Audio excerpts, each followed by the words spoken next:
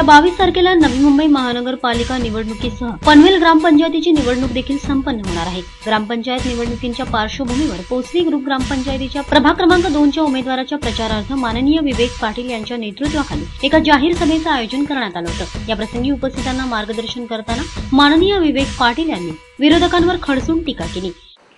तुमच्याच गावात येऊन तुमच्याच समोर सांगतात शेका पक्षाने विवेक पाटलांनी काय केलं। अरे विवेक पाटलांनी शेका पक्षाने काय केलं त्याचे तुम्ही साक्षीदार आहात, तुम्ही लोक बघितलेले आहेत, तुम्हाला सगळ्यांना माहिती आहे। पण एवढी खोटी बोलण्याची त्यांची हिम्मत आहे, त्याच्यात मात्र आपण माघार येतो। आपल्याला नाही जमणार आहे, आपल्याला पहिली गोष्ट खोटं बोलायला जमणार नाही आणि त्यांच्या एवढं धांदात खोटं बोलायला तर जमणारच नाही। आहे की नाही? हिम्मत सांगा, दुसऱ्याच्या गावात जायचं, आपण त्या गावासाठी काय करायचं नाही, गावामध्ये काडीचं काम केलेलं नाही, 1 रुपयाचं विकास काम आणलेलं नाही। शेतकरी कामगार पक्षाने तर सगळी त्याला जर कोणतरी उठून उभा राहिला असताना अरे बाबा रे तू जिथनं रस्त्यावर इथं आलास ते एक रस्ता सुद्धा शेतकरी कामगार पक्षानेच केला। आता जसं यांनी सांगितलं त्याप्रमाणे इथली सगळी कामं शेतकरी कामगार पक्षाने केली। हा काही गोष्टी मात्र आम्हाला करता येत नाही। आमचे युवा नेत्यांनी सांगितलं, जरा त्यांना स्पष्ट सांगता नाही आलं, खोटं बोलता आम्हाला येत नाही। हे किती खोटं बोलतात, हे खालनं वरनं सगळं खोटंच बोलतात। त्याने उल्लेख केला थोडासा, तुमच्याही लक्षात नसेल आला, मी जरा विस्तारित सांगणार आहे तुम्हाला। या देशाचे पंतप्रधान नरेंद्र मोदी हे JNPT मध्ये आले आणि 12.5% इरादा पत्र ज्याला बोलतो आपण, ज्याला इंग्लिशमध्ये लेटर ऑफ इंटेंट बोलतात, आपल्या मराठीमध्ये इरादा पत्र बोलतात। म्हणजे तो इरादा पत्र दिला म्हणजे कलेक्टरने अगर शिडकोनी तो ताबडतोब प्लॉट त्याला दिला पाहिजे, अशी प्रकारचं त्या निमित्त कायदा आहे किंवा त्या इरादा पत्राचं तेवढं महत्व आहे। आणि ते पत्र त्यांनी त्या ठिकाणी या देशाच्या पंतप्रधानांनी शेतकऱ्यांच्या हातात दिला, फोटो काढला, सगळ्या पेपरला फोटो आले, सगळीकडे बातम्या आले। बिचारा शेतकरी साधा, आम्ही वाचला रे बा हे सगळं बोगस आहे रे काम। ज्या अधिकाऱ्याच्या सहीने दिलं त्या अधिकाऱ्याला तो अधिकारच नव्हता सही करायचा, पण त्याला मोठा विश्वास ना, ते पण ह्यांचेच नाही ना, असं कसं पंतप्रधानांनी दिलेलं इरादा पत्र कधी खोटं असू शकतं का? हा भाबडा विश्वास यांचा।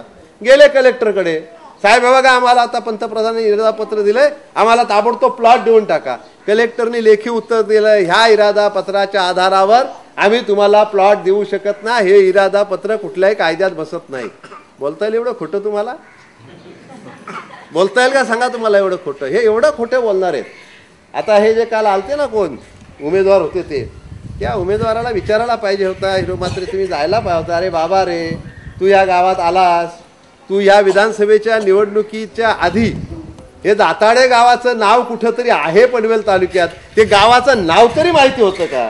गावाची वेळ तरी माहिती होती का? आणि आपल्या गावातल्या ज्या बंधू भगिनींनी त्यांना मतं दिली असतील त्यांना माझी हात जोडून विनंती आहे, या महाशयाला निवडणुकीच्या आधी कधी तुम्ही बघितले होतेत का? प्रत्यक्ष नको फोटोत तरी बघितले होतेत का? अरे ज्यांना आपण बघितलं नाही, तो माणूस काळा आहे का गोरा आहे माहित नाही, दाताडे गाव किती मोठं आहे ते उमेदवाराला माहित नाही, कुठं चाललंय आपण सर्व।